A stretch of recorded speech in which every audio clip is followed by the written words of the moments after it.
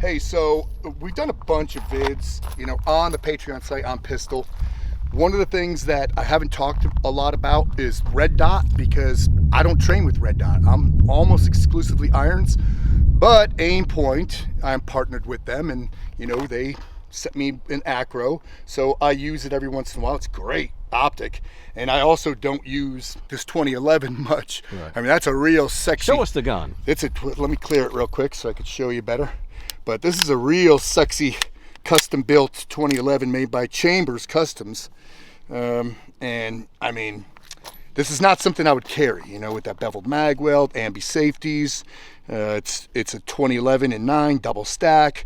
I mean, it shoots like greased butter. So it's like when you're like a pro guitar player and Jackson sends you a... Yeah, this is top of the line right here. Now, one of the things with Red Dot, and I've always been an advocate of this, is high presentation.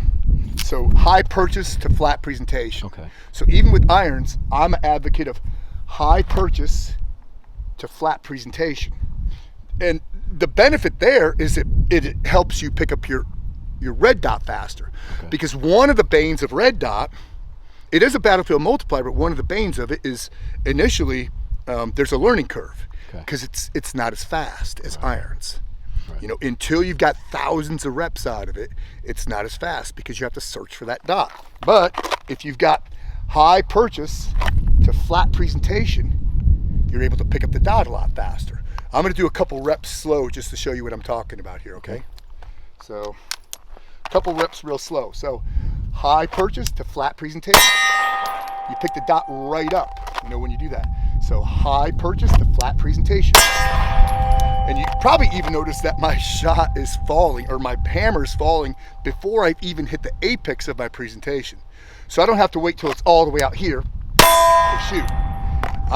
As soon as that dot's on target, I am letting that hammer fall. So as soon as it's on target. So I'm not even at the apex of that presentation yet. Right. So high purchase to me is the way to go, because it also helps you mitigate scooping or porpoising. We want to take those out of the equation. Now, I've seen people go like... Scoop? Well, not just scoop, but I mean, it's almost like at a 45-degree Right, well, see, angle. now that's old school teaching methodology. Old school, because I was taught that in the early 90s, probably 1991. The shortest distance between 2 points is a straight line. Right. So from here to there. So from here to there. But I'm not picking up my sight until I'm all the way at the target. Right. See, when I'm high purchase to flat presentation, I could see it right there. I could see it. Okay, so the eye sight connection is happening right faster. here. Yep, a lot faster. Right. Yep, so it's way more efficient. And if you look at any of the professional shooters on the planet, they're doing the same thing. Right. It's not something I invented. Right. But the thing is, most shooters are still a victim of institutional inbreeding. So that's a copy of a copy of a copy of a copy. It was taught to somebody in the 80s and 90s. Therefore, they're still doing it. Right. And it's still right because nobody's told them different. So what prompted the change for you? The change was working with professional shooters, guys who get paid for this, who are competitive. Right, right. And in their world, nanoseconds count, right? Right. So nanoseconds. Right. Because a guy with a freaking .68 draw stroke is a lot slower than a guy with .66. Right. I mean, in the shooting world, that's gigantic. The .66 is more metal. Right, .66. Yeah, .666. Yeah. So anyway, that's a good lesson when you're dry firing. Make sure you have a high purchase to flat presentation. High purchase to flat presentation. Because in a perfect world, we want that hammer to fall right at the apex of the presentation. Right at the apex. Right. Hey, one more lesson since we're talking about it now. Where do we stop? Where's our extension? People always ask that.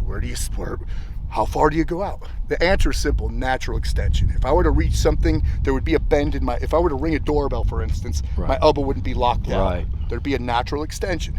So we just go to natural extension. See, so this is natural extension, but watch, I could lock out. Right. But the thing is, we don't want to lock out all the way. Right. Because now, if we lock out all the way, my shock absorber is in my shoulders. If I'm here, my shock absorber is in my elbows. Right. So I'm going to mitigate this action right there. Hmm. So anyway, That was for free. We're not going to charge you for that one. All right, hey, do this for me, because one of the things that I see all the time when you're posting a shooting video on Instagram is people will ask the strangest questions. Right. Not just why do you the put your hand on your whatever, belly? but why do you put your hand on your stomach? Yep. It's actually right about my sternum, right about my solar plexus. It's Right. not down here, because it's a reference point. Right. When we draw, we want both hands to work simultaneously. Right. So it's a reference point for me, because then I know my initial purchase is going to be perfect. It's going to be right there, Right. because I want it to be the same everywhere. And notice also that when I holster, I do the same thing but in reverse. Right. Because now I'm just getting twice the reps in. One just happens to be in reverse. There you go. Boom. Dude, Q&A. Money. That's great.